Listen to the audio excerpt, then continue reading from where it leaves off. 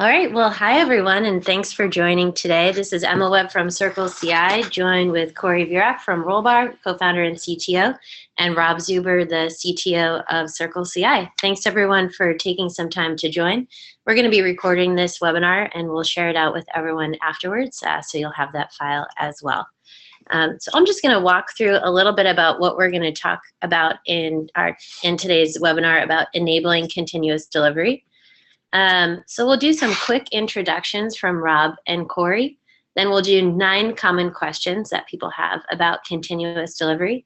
And then we'll have lots of time at the end for Q&A. So if you have any questions throughout this webinar, if you want to ask anything, just add that in the Q&A app, and then we'll go to that at the end of the webinar and talk through those questions that you've asked. So with that, I'm going to ask Rob and Cory to quickly introduce themselves. Cory, why don't we start with you? Yeah, thanks, Emma. Hi, I'm Cory, co-founder, CTO of Rollbar. Rollbar is an exception monitoring service. So the basic idea is that you deploy your code into production, and you instantly know all the things that you have to fix. We provide a lot of context information around the problems that are happening in production to make it easy for you to go out there and fix things quickly. Rob? Cool, yeah, thanks. So I'm Rob Zuber. I'm the CTO of CircleCI. I've been building tools for continuous integration, continuous delivery, and deployment for about 3.5 years now at CircleCI and at another company prior that was acquired by CircleCI. And I've been doing continuous integration, continuous deployment for about 6.5 years. We here at CircleCI build tools specifically for that piece of the process, which is continuous integration, delivery, and deployment. We offer that both in SaaS for people who want to just have that as a service, and we also offer it behind the firewall for people who are managing larger enterprises and doing these processes internally. Great. Well, thanks, Rob and Cory. So the way this webinar is going to work is that we're going to go through 9 questions, and I'm going to ask Rob and Cory to answer each of those for us. And we'll just start with the first one out. So Rob, I'm going to start with you. What is continuous delivery?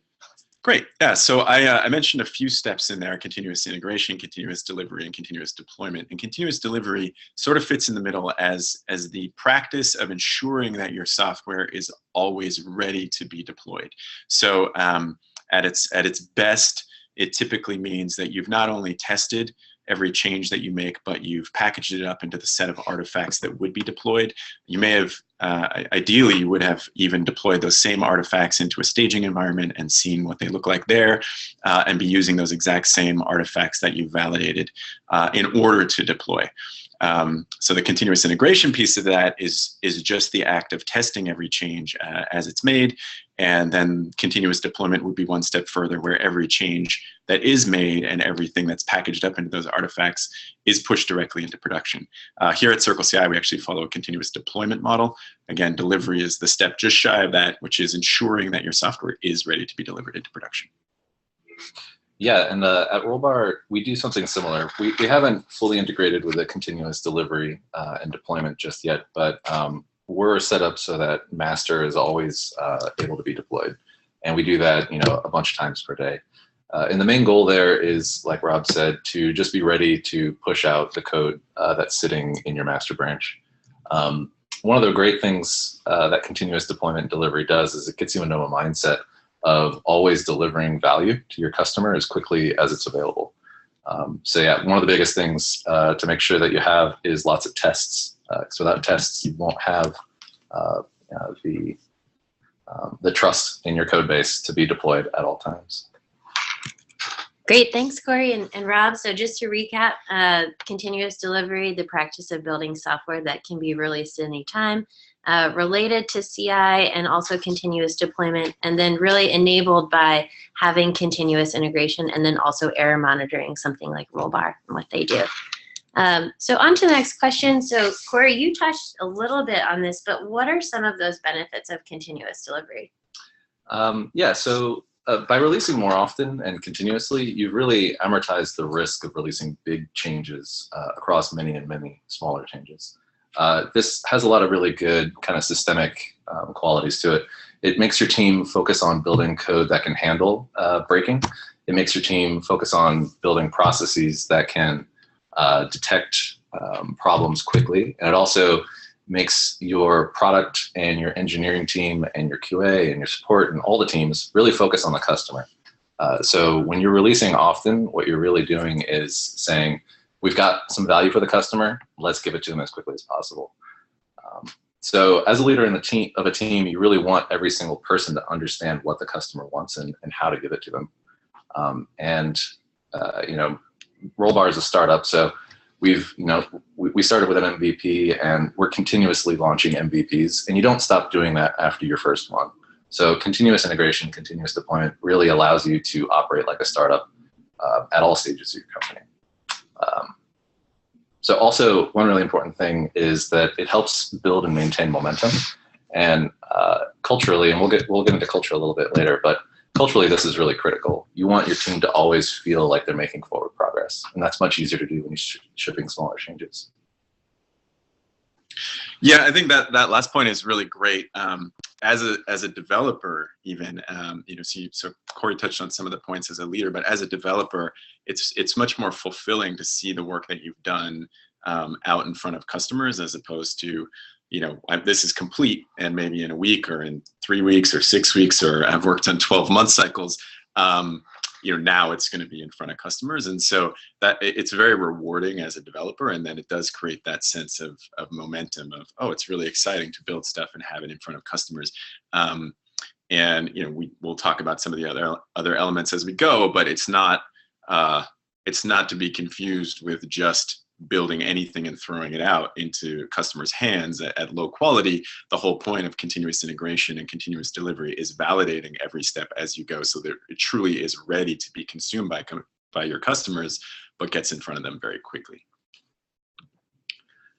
That's great. Yeah, so some of the things that Rob and Cory talked about, getting updates out to customers faster, releasing small changes makes it a lot easier to fix them when they break, because we know everything breaks at some point. And then also just getting your developers a lot closer to customers are some of those benefits of continuous delivery. So on to our third question. So why, Cory and Rob, why do you care about this topic? Why is this even something that we're talking about today? Rob, I'm going to start with you on this one. Yeah, so I mean, the obvious answer is here at CircleCI, we think about this constantly. But for me personally, I do find it very interesting and very valuable to think about, specifically because as a CTO, I sit in a number of camps, right? I think about engineers and what they want to build. I also think about operations and stability and risk of our site. And then I think about the customer. I think about our business and how we're succeeding as a business. And each of those viewpoints has classically been in tension in some degree. There's this sort of classic view of developers throwing things over the wall to operations, and operations, you know, the best way to have a good day in operations is to not deploy anything, because deploying is risk, right?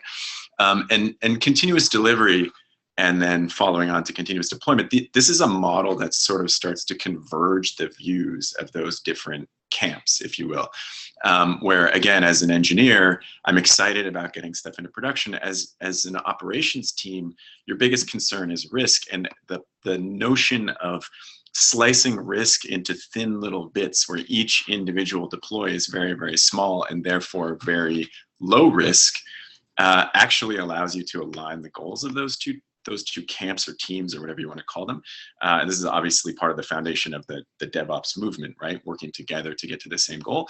And then as a business, Cory's brought this up a couple of times already, we want to move quickly and get customer value out into the market faster than our competitors, and in a way that's going to continue to provide value to our customers. And so aligning those three things is something that really the model of using continuous integration, continuous delivery, and continuous deployment. That's what that's about to me. Yeah, I like what you were saying about risk. And for me, the big reason I care a lot about this is that for a lot of developers, myself included, risk is kind of translated into fear. So pretty much every developer knows, or probably should know, the pain of hitting the deploy button for really large changes. Continuous delivery and deployment reduces that fear, reduces that pain. Also, every developer knows what it's like to not be able to reproduce a bug. And the further your branch or your code base gets from what's actually out in front of customers, the harder it is for people to reproduce a bug that customers are seeing. And so continuous delivery isn't just a one-way thing of always getting your latest value out to your customers. It's also a feedback loop. So as Rob was mentioning, the feedback loop and all of the priorities for your entire company really need to be aligned. So people need to want to get changes out. People really need to want to get feedback quickly so that they can fix things quickly. And this is especially important for product managers in the team who, they know that there's value waiting to be shipped, and they're rightfully asking, like, why isn't this out yet?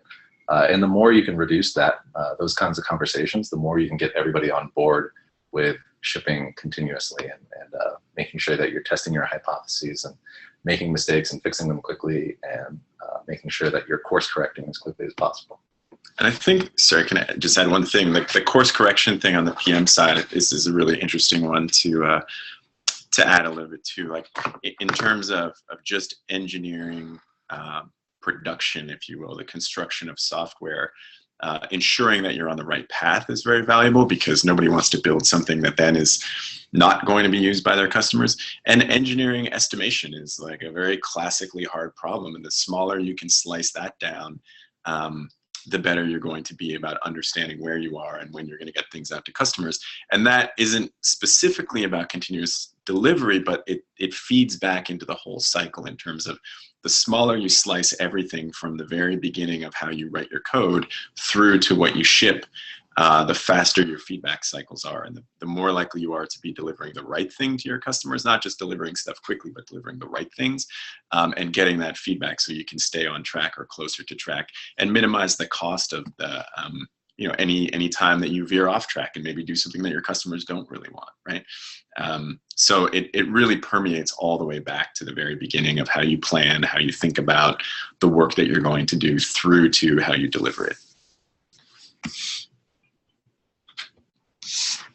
I don't know if I'm going to recap why you guys both care about this, but basically, you want to feel like you have an impact, have experienced that transition and risk, and then also, really want to feel like you're delivering value. So some reasons why this is, I guess, personally important for Cory and Rob.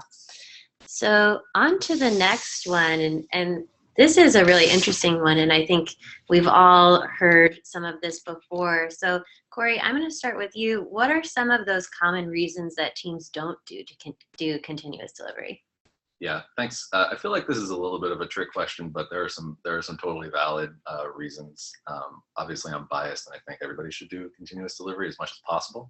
But the reality is that there are some teams who just can't or won't right now. So some of those reasons are, it's hard to fit a legacy process or architecture into a continuous delivery model.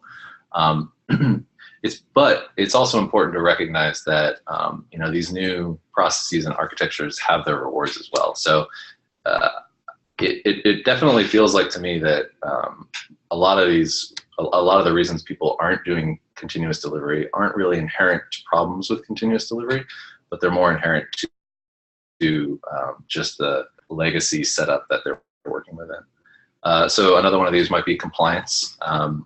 So sometimes there's regulations around, or supposed understanding of regulation around things that'll require you to wait an unreasonable amount of time, in my opinion, to get things out the door. Another one that I mentioned earlier was fear. So as I mentioned, the further you get from deploying what you have ready to deploy, the more afraid you are to deploy it. So there's fear of breaking something. And that fear is more motivating than the fear of the opportunity cost. And I think that's a really important thing to look at as a leader of a software team. So there's the no going back mentality. When you release a change that, maybe you're changing the schema of your database and that's going to require downtime, you have this idea of there's no going back, so I better wait. And while that's true, a lot of times the best way to quote unquote go back is to patch it and go forward. And that process right there is continuous integration and continuous delivery. So the final one is really lack of trust. And I think this is important for the culture of your company as a whole, and also for your hiring process. You really need to have your developers trust your product managers and vice versa. And you really need to get the works for me mentality out of your company and out of your process completely. Because the works for me mentality really is saying, it's not my problem. And obviously, if you ever hear anybody say it's not my problem, you should probably talk to them about that. Rob, anything to add there?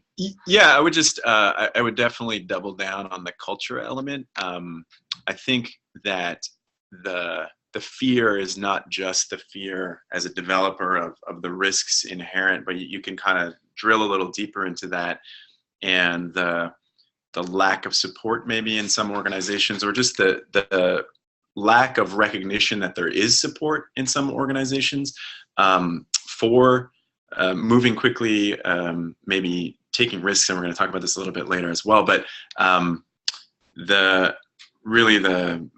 psychological safety net or whatever that goes with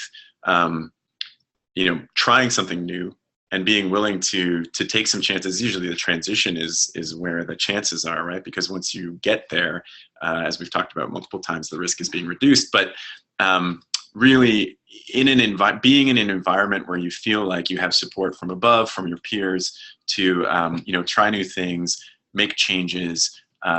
If there's a lack of that, or if that's absent, then it's very difficult for individual team members, for example, to really champion a new cause.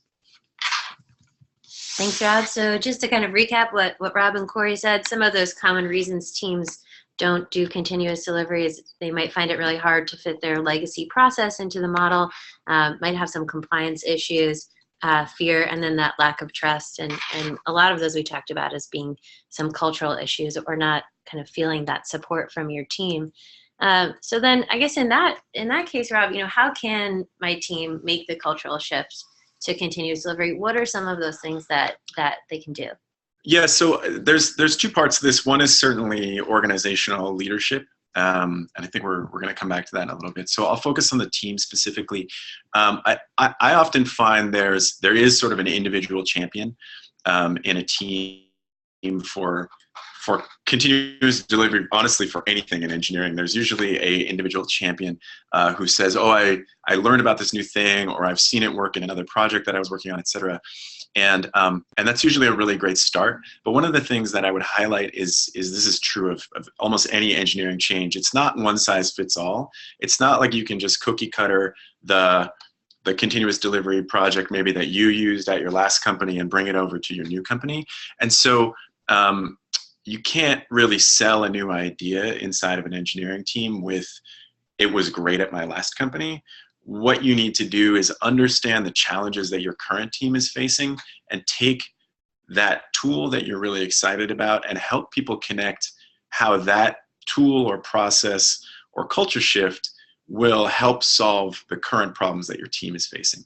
So as that individual champion, if you're that person who's trying to sell that internally, I mean, it's easy to point at CircleCI documentation or marketing and say, "Hey, look, go read this," but that's not really compelling in its own right. What someone else needs is the connection between what that new piece of information is saying and the current problems that we're facing here in our engineering team. And I think for anything you're trying to introduce, continuous delivery, continuous deployment being a great example of that, connecting it to the specific problems you're having, and therefore the return that we'll have within your team for that investment is going to be a huge part of making that shift. Yeah, I would also add to that. So definitely focus on your customers and always be asking, what's best what's the best value for our customers. But also, if you're operating on a team, that really has a product that's locked down and it has to be perfect before it's out in front of people, the engineering team and the engineering leadership can totally say, one of the really important things for our productivity and for our ability to do our job is to get this out into production as quickly as possible. And there are a lot of little tricks that you can do. You can build feature gators so that new features which are deployed to production are only available for admins. You can build, if you're already doing A/B tests, then you kind of already have the ability to do this. But to bring it back to the cultural aspect of the team, it's important to ask what's really good for the customer and how can we get that done as quickly as possible. But also, it's very valid to say what's the best for our engineering team or for our product team or for our QA team, and how can we help them by using continuous delivery and continuous integration. One more thing that I would add is you talk about, you have existing process, and we talked about legacy systems as a gate or a blocker to being able to adopt.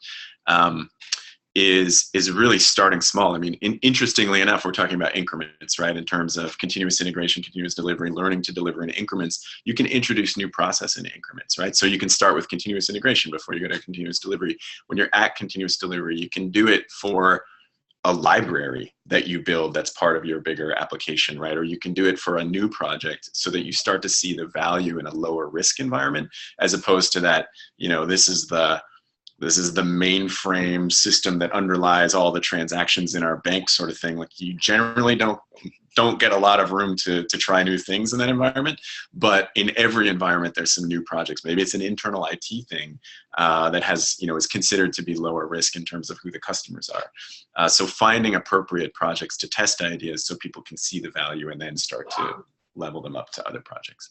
Yeah, I'd also like to say, since you brought up the testing ideation, if you're hiring people who are really excited about your product, and you're hiring people who really want to build something and make your team and make your product and your company great, you don't want to stifle their ideation. So one of the worst things you can do is say, that thing that you're really excited about, well, we can't do that because X, Y, or Z. Really what you want to do is continually ask the question, how is this actionable? How can this be, how can we get the most useful thing out as quickly as possible, so that you can fan the fire for that person or that team. And separately, another really good thing to do is start just getting metrics on everything. Metrics really are one of the most important aspects of continuous deployment and integration, because what you're really doing is you're saying, we're kind of sure that this is really useful to push out, and you really need to follow up with that and say, like, how accurate was that guess, that hypothesis. Thanks, Cory. Yeah, a couple of things Rob and Cory talked about. So starting small, start with one project, and not trying to make this whole change in one swoop. The word here really is continuous. And then a couple of things that we don't have on this slide, but that were mentioned, are really just trying to think about what is the ultimate problem that the team is trying to solve, and how do these processes fit into that problem, and then also just making sure that you're measuring everything and have metrics on everything. So on to the next question, and this one is for you, Cory. So what can leaders do at an organization to drive this change? What is a leader responsible for in this? Yeah, I think Rob and I have touched on a lot of these already, but just to recap some of the really important ones. Embrace risk. So you want to be able to move quickly, and one of the behaviors that you really need to hire for is the ability to take risks. There are a lot of caveats to this. One of the important ones is, in traditional DevOps roles, you kind of don't want to have a person who's ready to hit the enter button before they're really sure what all the ramifications are. So you need to also send the message that failure is okay as long as you can own it and quickly recover from whatever problems you run into. So you should embrace risk. You should make sure that everybody knows that failure is okay, but you should also make sure that people know that waiting too long is not okay, and not being proactive about a problem that you find, or not being proactive about a solution that you have thought about and you think is really good for the customer, that's not okay. So you definitely need a champion, as Rob was mentioning earlier. That champion, you really need to praise the velocity and speed of getting things out over perfection. And you need to have a constant gut check that everything you're doing is good for the company and the customer. So you need to work with the other leaders in the company in sales and marketing to get them used to the model. So for example, I mentioned feature gating earlier. A lot of marketers like to build up a large quote unquote release so that they can do a press release, or they can have a blog post with a lot of juicy details. So you can make sure that all the small changes that you're getting out there are shown to a customer at one particular moment, so that you can really make sure that all the leaders in the company are on board with this model. Some other things are, you should call out successes and failures early and often. Nobody likes hearing about a problem from last month. Nobody likes getting called out when when everything's breaking, you really need to stay calm and work the problem. Yeah, so I think this is a great chance or a great opportunity to think about risk as well. I mean, we talk about risk constantly and embracing risk and embracing failure, and these are really important leadership behaviors in terms of giving people. We talked earlier about people not feeling that safety net. Like if I make a mistake or if something goes wrong, I'll be supported rather than chastised or fired or whatever. But it's also important to point out that the objective here is to minimize the risk. It's not to take really big, scary risks and just sort of hope that everything works out okay. It's rather to break down, again, your deliveries and your deployments into such small increments that the risk is greatly minimized. I can't honestly think of a deployment that we've done at CircleCI that had an issue that was any bigger than one single change, where we shipped a whole bunch of different issues into production at the same time. So when something goes wrong, it's usually a very, very quick, oh, you know what, in fact, so we're Rollbar customers, in case that wasn't clear. So we ship something, we see an error that was unexpected show up in Rollbar, and it takes minutes for us to identify who delivered that change, have them take a look at it and recognize the case that they didn't prepare for, that they didn't recognize could occur in production, create a fix and push that fix into production. So it's not just that we're taking on crazy big risk and saying, who cares? Like, we don't worry about our customers, the site can go down, it doesn't matter. It's that we minimize that risk so much that it's fine to take it, right? And I think that's a really important thing to think about, instead of just go nuts, like fail all the time, it doesn't matter. It's rather that when you make those risks small enough, you're not as worried about the fact that they are going to occur. Because the reality is, for anyone that's worked in software, there will be errors, there will be mistakes that are made, there will be corner cases that weren't identified or weren't included in the design. And the sooner you can identify those, and the fresher the change is in your mind when you push it out in production, the faster you're going to get it fixed. And that's the kind of risk that you can really embrace. And so organizing your team around that and then championing the people who embrace it with you is what you as a leader can do. Thanks, Rob. Just a little bit of a recap. So to Rob's point, embracing risk is really helpful for a leader if you're trying to move to this model. But also the risk is smaller, so it shouldn't be something crazy that is happening. Sending the message that failure is okay. Really championing those people on your team who are moving quickly and stressing speed over perfection. And then also Cory talked a little bit about how when you move to this model, you probably need to get your other organizations along board with you and maybe doing things like feature gating or feature flagging so that sales and marketing can still have those releases that, as a marketer, I will agree with you, Cory, we do like those. So that is really helpful. Awesome. So, now from kind of the opposite perspective, as an individual developer, if you're someone on your team who really would like to move more towards this model, what can I do as an individual to get my team on board with this? Rob, do you have some thoughts on this? Yeah, so this relates in part to what I was saying earlier, which is that you really want to identify the specific needs of your team. It's not a one-size-fits-all or it's not an obvious solution for everyone just by virtue of being something that people talk about. It needs to be something that's going to solve specific challenges on your team.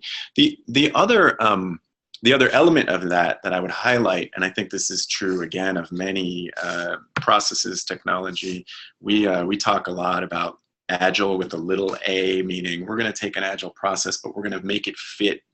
We're going to take the goals and the objectives of Agile, and we're going to make it fit our environment, because everyone's environment is different. You have different people, you have a different type of product that you're trying to deliver. So it's really about not just identifying the problems that you're trying to solve, but taking or building a model of CD that's going to work within your environment, right? Whether that involves a staging environment or it doesn't. As you get into more varied just delivery models on the whole, continuous delivery in a consumer electronics model where you're pushing firmware onto a device is very different from continuous delivery or continuous deployment onto a SaaS offering. We do SaaS and behind the firewall, as I mentioned. So we actually have different models of how we deliver in those two places. And we have to spend time figuring out how to make those work together. So, and in that part, that's a great opportunity to collaborate with other members of the team. Like, I think it's also true of new ideas in engineering that when there's just one champion, they don't get that far. That person needs to bring other people along with them. So relating to the specific challenges of those people and then helping them participate in what is going to be the thing that's going to work here, I think is really valuable and can start to bring in other members of the team to see, oh yeah, I could see how this would be really helpful to us. I could see how this would solve a specific frustration that I have every day. And therefore now I'm excited about it. Now I've got a whole team of people who are excited, and that's easier to sell to leaders and start moving on. Yeah, to riff off the excitement a little bit.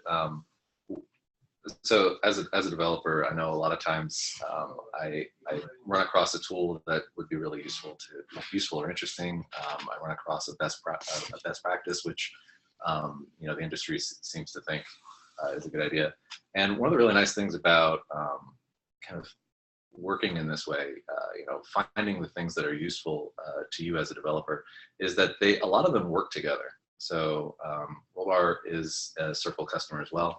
One of the best practices is to test your code. So as a developer, make sure that you are writing tests. Oh, and if you're writing tests, there are a lot of tools out there which will show you test coverage. If you're seeing test coverage, then you probably also have, some sort of dashboard which will show you historic test coverage over time. And then, the further you get down into using all these tools, the more you are kind of already going towards continuous integration and continuous delivery. So it's a really great time to be a developer because all these tools are starting to work together in a really seamless way. And so once you have all these things in place, if you show your Circle dashboard to one of your colleagues, or if you show one of your continuous integration test runs to one of your colleagues, they're going to say, wow, how do I do that? That looks really useful. How can we get that onto my project? And then you kind of, get the team on board by just doing it and showing it to people. Another really great thing about all the integrations today is that typically there's a free plan if the whole thing isn't open source already. And the free plan, allows you to try it out, and there's no harm in, integrating with a new free tool and showing it to your colleagues. Thanks, Cory. So just some advice for individuals who are trying to get their team on board. Definitely starting small. I think we've talked a little bit about measurement and metrics, but one of the things that definitely Cory's talked about is just making sure that you can talk about what this improvement is. Before it took us this long, now we can do this instead. And then also, I think another theme that we've had a lot is really understanding how this enables your team and your company's priorities. Not just a new process or a new tool for the sake of a new process or a new tool, which I think is really important when you're trying to get someone on board with something you want to do. So kind of we've been talking here about all the great things about continuous delivery, how to get your team on board, a lot of the benefits. But now this other question, and this one's for you, Cory. So who shouldn't practice continuous delivery? Like, who is this a bad idea for? Yeah, so I'd like to break this question up into two parts, really. So who shouldn't practice continuous delivery versus who shouldn't practice continuous deployment? So continuous delivery, as Rob was saying earlier, really is partially a mindset for your team. So you should have the mindset, I think you should have the mindset of continuously and iteratively building on what you already have. And if an important aspect of what you're building is to get feedback, then continuous deployment makes a lot of sense. But for companies or organizations that are doing things that make it very difficult to do continuous deployment, for example, sending a satellite up into orbit, right? That might not work very well. But I would argue that there probably should be an internal process for doing continuous delivery and integration. And so I think what we're seeing right now, especially in some of the newer tech companies, which have a hardware component, is that they really are doing continuous delivery. So the one that really stands out in my mind is Tesla. So they're able to add new features to their cars as those cars are driving around. They've already been shipped. Their customers are driving them. It's pretty amazing. So in some form or another, I feel like most companies should do some form of this. Whether or not that gets pushed out to customers is a different aspect. Another thing to consider is, there are some companies where UI, UX, and branding is really important to get right the very first time. They can't take as many chances getting out some messaging to a customer or a redesign without really locking that process down, in their product and their design team. That being said, there are ways to get these out into staging environments. There are ways to get tests out in front of your internal team that aren't necessarily pushed to the external world. Yeah, I don't have much to add. I think that the separation of delivery and deployment is really key there. And so for delivery, again, building incrementally and getting it as close to your customer as possible, whether you have to take a device, if we're talking about something that's more complex to deploy, you have to take a device and show it to some customers and just get feedback on that. That's always going to be better than holding on to it for an extended period. Unless, even if you're trying to release something brand new under a stealth, like your product managers, there's always a stakeholder who wants to see the current state. And the more you're showing it and the less you're talking about it, the better your development process is going to be and the closer you're going to get to an outcome that everybody wants. Thanks, Rob. Thanks, Cory. So who shouldn't practice continuous delivery? Is it maybe NASA? Although, the boundary there is probably further than we imagine. And I think that's really, what Rob and Cory were talking about that differentiation between delivery and deployment. Practicing continuous delivery will always help you show something to stakeholders, whether that means you're actually delivering it to customers or getting it out into the world right away. So last question here. What are the risks of not adopting continuous delivery? And Rob, I'm starting with you on this one. Yeah, so the anti-question, it really is just the opposite of most of what we've been saying so far. So, continuous delivery supports getting things out in front of your customers faster, which allows you to outpace your competition, right? So if you are doing the opposite, then that's the risk, is that you're not going to be the one who's got features in market first.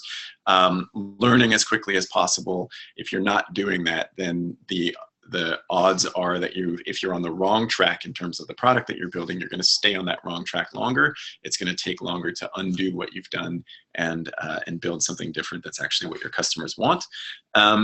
And then going very far back to the kind of culture and why we care about it as engineers, or at least that part of our job, it's super fulfilling as an engineer to be able to build something and put it out in the market. And so if you want to attract top talent into your organization and they feel stifled, the work that they do doesn't get shipped for months at a time, they're going to go find somewhere else that's more fulfilling for them to work. Yeah, and to add on to that, if you're not doing continuous delivery deployment, it's very likely that you'll forever have an engineering team who does not want to deploy on a Friday. And that ripples throughout both the culture, the product, your competition, and how you build things in general. So this is very much it starts with the culture, which in part starts with the hiring. And as an engineer, I can't imagine working any other way at this point. So it's kind of once you do it, you can't really go back. Thanks, Cory. So, definitely we talked about some of those risks being outpaced by your competition, and then really, around your ability to attract and retain great talent developers want to ship. So making sure you're building that environment where they have the ability to get things out into the world. So with that, I just wanted to quickly say thank you to Rob and Cory, and also to our attendees. Really appreciate everyone taking the time. We're going to move to some Q&A now. I've got about 4 questions in the queue that we're going to answer. So if you have anything that we've discussed that you'd like to ask, now's a great time to throw that into the queue. So we're going to start with the first question, which is, I would like to know more about continuous deployment. What are some of the problems the current industry has, and how are you solving them? And then how do you solve, I think, database dependencies with continuous deployment? Yeah, okay, I'll take a stab at that to start. So I'll talk a little bit about our continuous deployment process, and then specifically about databases. So we actually have different continuous deployment processes for different components in our system. So our overall system is comprised of many different components, and it depends a little bit on what type of component it is. So we use, for example, for our web tier, it's much simpler. There's no state in that tier, and we do just a rolling deploy. And if something very large is changing, we will feature flag it so that you get a consistent experience while we're doing the rolling deploy, and then can turn on that piece of functionality once the entire code base has been updated across all servers, for example. That's a pretty common problem. Another way of doing that is a blue-green deploy, where you basically deploy an entirely new set of servers and then flip over so that you can get a more instantaneous cutover. That also gives you instantaneous rollback if you have an issue. So those are a couple models that you could look at and think about. And then specifically with databases, that is mostly about sequencing, and this is true not just of databases, but any dependency within your environment. So if you have multiple services, for example, it's really about the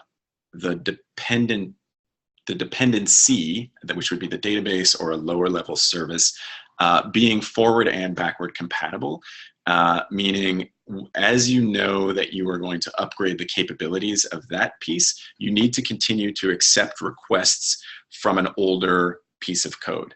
And so how you do that, for example, it's very different across different models, but in a database, for example, adding new columns in a table, but knowing that anything that makes a request might not know that those columns are there yet. So you need to write in advance in a way that's going to support that. Typically, that's specifically identifying the data you want versus just taking everything and assuming it's going to match a certain shape. And then sequencing your rollout so that you're deploying your new database changes, and then you're deploying your services, your underlying services, and then you're deploying things that would depend on it. So you wouldn't release the knowledge of what's now available in a service until you've released the underlying service effectively. Yeah, one of the things that we do at Rollbar for changes that are potentially breaking or backwards incompatible is, as Rob said, you make them backwards compatible. And what we do is we add a note in our code base which says, after the deploy, remove this old code. And I think remembering to go back and do that is actually really important, because obviously it builds up tech debt, and you don't want to have a code base littered with unused code. So it's kind of this hopscotch mentality of building the thing that kind of has a hack to support forward and backwards compatibility, deploying that. So now you've got a system which can do both, but then making another change which reverts or doesn't revert, but it removes the old functionality.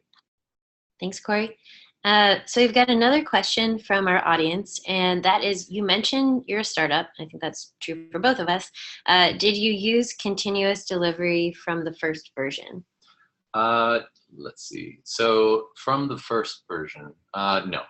I think from the first version for Rollbar, initially we just ran. We actually didn't have tests because our MVP was very MVP-ish.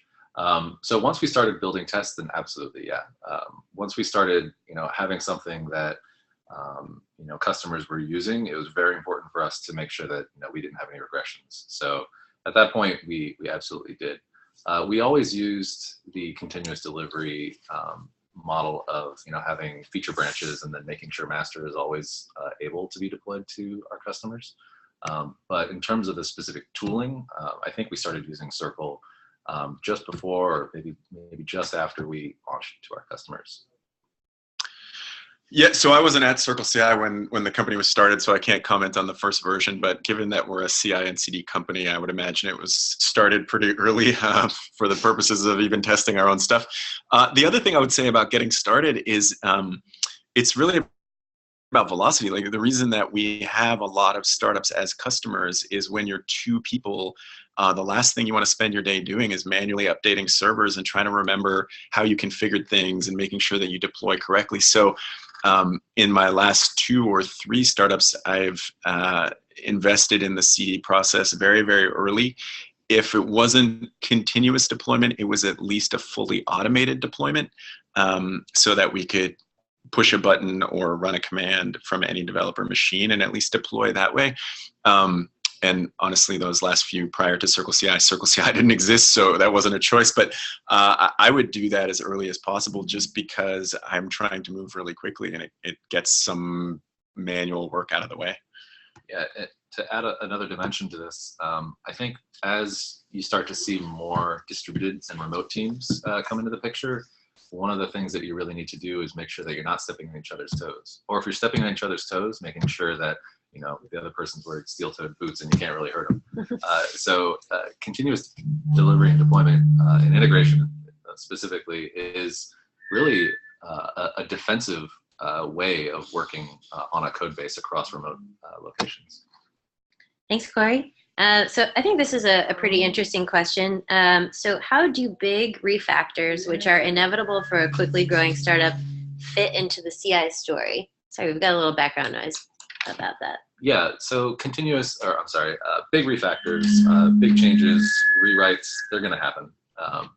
And I think the thing that you need to do is make sure that, one, at a cultural level, your company realizes, and they're all bought into the fact that, this is not the way that you really want to work. Like, once you have a product out in front of customers and, you have people who are depending on it, you don't want to change everything all the time. So if there's a big rewrite or a big refactor, first make sure that culturally that's really the thing that you want to do and that you have to do.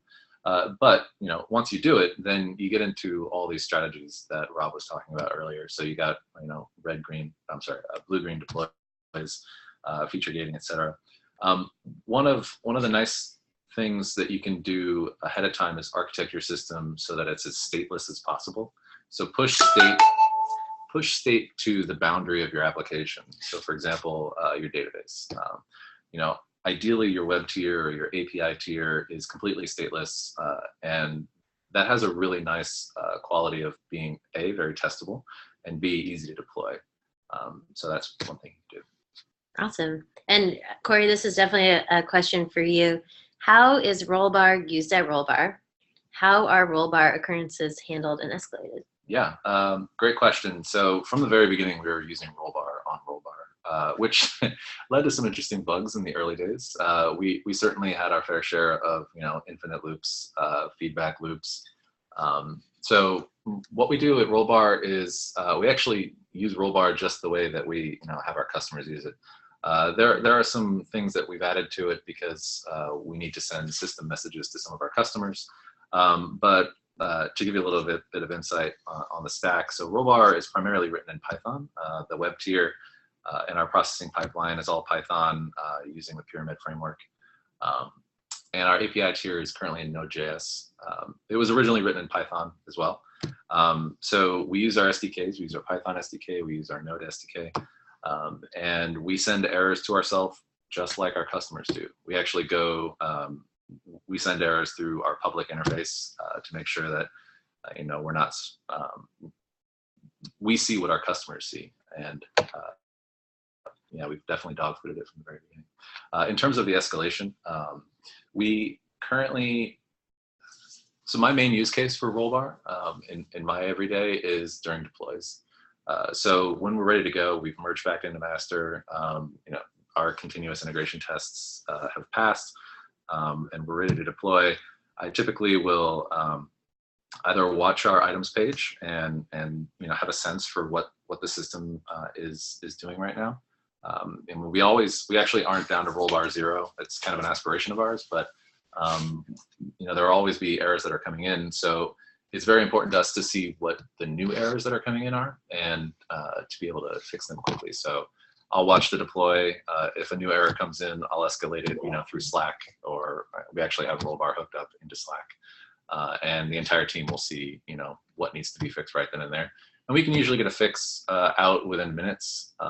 If it's affected customers, what we'll end up doing is once the fix is out, we'll go into Rollbar and see all the customers who were affected, and actually we'll email them directly, and depending on the bug, we'll let them know that it's fixed, or maybe there's some refund that we have to do if it was a billing issue, etc.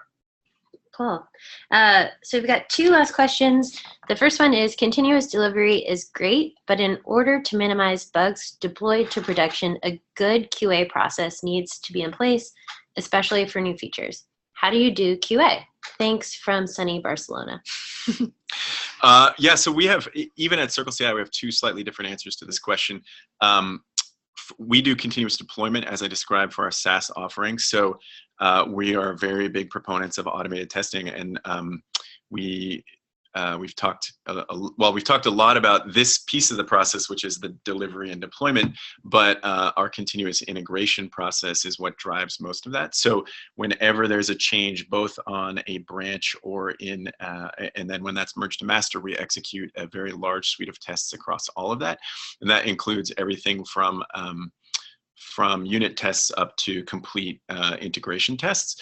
And then the backside of that, we've talked a lot about Rollbar specifically. When we push stuff into production, the thing that allows us to do that, of course, small increments to manage risk, but also measuring everything to manage risk. And so we see through any changes in metrics, which are either business metrics, operational metrics, performance, monitoring, and exceptions that are handling or that are happening in the environment, anything that changes. So first, when that happens, we'll obviously fix it very quickly because we have a clear pipeline to get a fix out. And two, we will write new regression tests to avoid that sort of thing happening again, to ensure that our coverage is where we want it to be. So that's on the SaaS side. It's a little bit different when we're shipping behind the firewall. We don't have the opportunity to just quickly ship an update. We kind of do, but we don't want to force that on all of our customers. So in that case, we take a well-known release candidate and we do execute some additional testing on that to review it and make sure we are comfortable. And a lot of that is actually also because the way we deploy in a behind the firewall environment, the deployment tools are part of the product, which is a little bit different from in the SaaS offering where no one sees that. So we still have automation around testing how it will deploy in multiple different operating systems and environments, but we do some additional review because that's going to be a much longer lasting cut of the product. Yeah, for Rollbar, we don't have quite as a mature model as Circle does when it comes to a QA process. For us, QA is really about making sure that the feature works the way our product team wants it to work. So we go into deploy having relatively high confidence that we're not going to break anything, and that we've built the feature that we want to build. And really, our QA process is kind of a once over by somebody from our product team, or the product is for engineers, so pretty much anybody can do it, but it's useful to get a fresh set of eyes on your changes. So we usually do that in a staging environment. In that staging environment, for us, it's a little bit difficult to make it look just like production because we have terabytes of data that really go into making the product work the way it works. So we'll go through, we'll do a quick pass of the QA, a quick QA pass, and then we'll deploy to production and do a smoke test.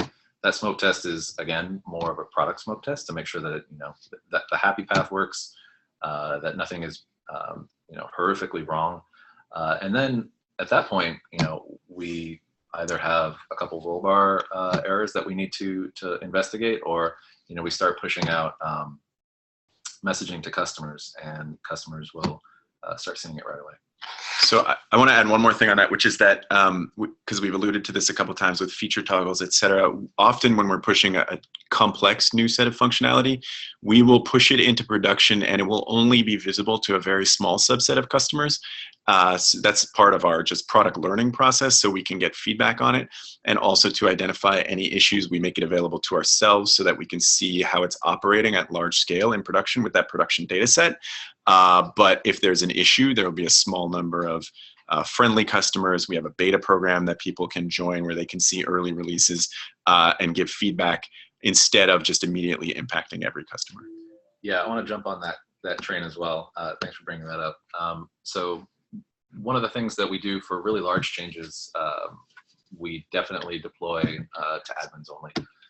And everybody at Rollbar is an admin. So for example, we recently launched a brand new merging feature, which was one of these really big changes because it affects the core information architecture and data model. And it affects the pipeline, it affects the UI, it affects everything. So we wanted to make sure that we nailed that, but we couldn't do that without production data. So we deployed it behind a feature flag. We enabled it for admins only. We actually went through a few iterations of the UX for it. And by that time, we were able to send it out to a select set of customers. They gave us feedback on it, and when the time came to deploy this to everybody, the feature had actually already been in production for a couple of weeks. Thanks, Cory. So we had one final question from David, who asked for some additional resources about learning continuous delivery. How do you get started with that?